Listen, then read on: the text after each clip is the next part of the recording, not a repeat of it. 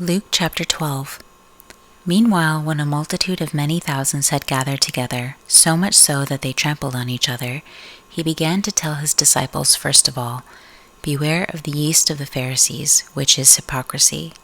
But there is nothing covered up that will not be revealed, nor hidden that will not be known. Therefore, whatever you have said in the darkness will be heard in the light. What you have spoken in the ear in the inner rooms will be proclaimed on the housetops. I tell you, my friends, don't be afraid of those who kill the body, and after that have no more that they can do. But I will warn you whom you should fear. Fear him who, after he has killed, has power to cast into Gehenna. Yes, I tell you, fear him. Aren't 5 sparrows sold for 2 Assyria coins? Not one of them is forgotten by God. But the very hairs of your head are all counted. Therefore don't be afraid. You are of more value than many sparrows. I tell you, everyone who confesses me before men, the Son of Man will also confess before the angels of God. But he who denies me in the presence of men will be denied in the presence of God's angels. Everyone who speaks a word against the Son of Man will be forgiven, but those who blaspheme against the Holy Spirit will not be forgiven. When they bring you before the synagogues, the rulers, and the authorities, don't be anxious how or what you will answer or what you will say, for the Holy Spirit will teach you in that same hour what you must say." One of the multitude said to him, "Teacher, tell my brother to divide the inheritance with me." But he said to him, "Man, who made me a judge or an arbitrator over you?" He said to them, "Beware, keep yourselves from covetousness, for a man's life doesn't consist of the abundance of the things which he possesses." He spoke a parable to them, saying, "The ground of a certain rich man produced abundantly. He reasoned within himself, saying, 'What will I do, because I don't have room to store my crops?' He said, 'This is what I will do. I will pull down my barns, build bigger ones, and there I will store all my grain and my goods. I will tell my soul, "Soul, you have many goods laid up for many years. Take your ease, eat, drink, and be merry." But God said to him, "You foolish one, tonight your soul is required of you. The things which you have prepared, whose will they be? So is he who lays up treasure for himself and is not rich toward God." He said to his disciples, "Therefore I tell you, don't be anxious for your life, what you will eat, nor yet for your body, what you will wear. Life is more than food, and the body is more than clothing. Consider the ravens. They don't sow, they don't reap, they have no warehouse or barn, and God feeds them. How much more valuable are you than birds? Which of you by being anxious can add a cubit to his height? If then you aren't able to do even the least things, why are you anxious about the rest? Consider the lilies, how they grow. They don't toil, neither do they spin. Yet I tell you, even Solomon in all his glory was not arrayed like one of these.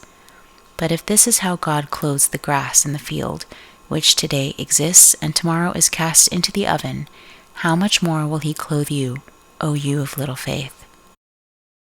Don't seek what you will eat or what you will drink, neither be anxious, for the nations of the world seek after all of these things, but your Father knows that you need these things. But seek God's kingdom, and all these things will be added to you. Don't be afraid, little flock, for it is your Father's good pleasure to give you the kingdom. Sell what you have and give gifts to the needy. Make for yourselves purses which don't grow old, a treasure in the heavens that doesn't fail, where no thief approaches and no moth destroys. For where your treasure is, there your heart will be also. Let your waist be dressed and your lamps burning. Be like men watching for their Lord when he returns from the wedding feast, that when he comes and knocks, they may immediately open to him. Blessed are those servants whom the Lord will find watching when he comes. Most certainly I tell you that he will dress himself, make them recline, and will come and serve them. They will be blessed if he comes in the 2nd or 3rd watch and finds them so. But know this, that if the master of the house had known in what hour the thief was coming, he would have watched and not allowed his house to be broken into. Therefore be ready also, for the Son of Man is coming in an hour that you don't expect him." Peter said to him, "Lord, are you telling this parable to us or to everybody?" The Lord said, "Who then is the faithful and wise steward whom his Lord will set over his household to give them their portion of food at the right times? Blessed is that servant whom his Lord will find doing so when he comes. Truly I tell you that he will set him over all that he has.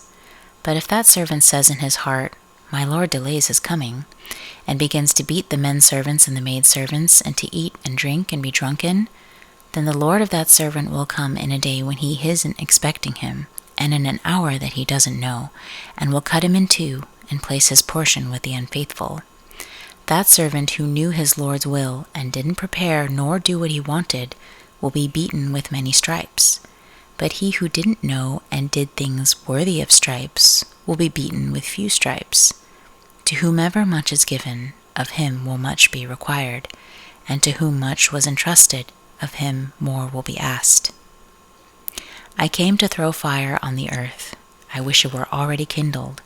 But I have a baptism to be baptized with, and how distressed I am until it is accomplished. Do you think that I have come to give peace in the earth? I tell you no, but rather division. For from now on there will be 5 in one house divided, 3 against 2, and 2 against 3. They will be divided, father against son, and son against father, mother against daughter, and daughter against her mother, mother-in-law against her daughter-in-law, and daughter-in-law against her mother-in-law. He said to the multitudes also, "When you see a cloud rising from the west, immediately you say, 'A shower is coming,' and so it happens. When a south wind blows, you say, 'There will be a scorching heat,' and it happens. You hypocrites, you know how to interpret the appearance of the earth and the sky, but how is it that you don't interpret this time? Why don't you judge for yourselves what is right? For when you are going with your adversary before the magistrate, try diligently on the way to be released from him, lest perhaps he drag you to the judge, and the judge deliver you to the officer, and the officer throw you into prison. I tell you, you will by no means get out of there until you have paid the very last penny.